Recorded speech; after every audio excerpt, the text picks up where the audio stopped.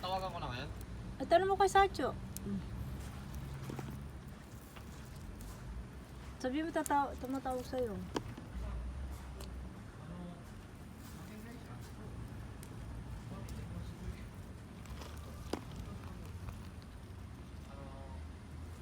Ay, ayan na ang aking kamatis. Ayan ang amin na po ngayon today.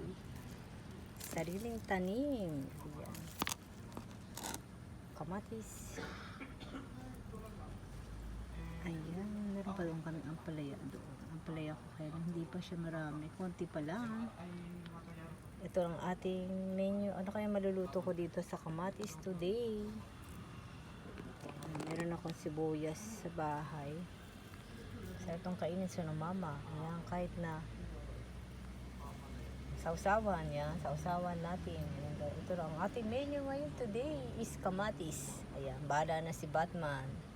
Ayan, maraming salamat.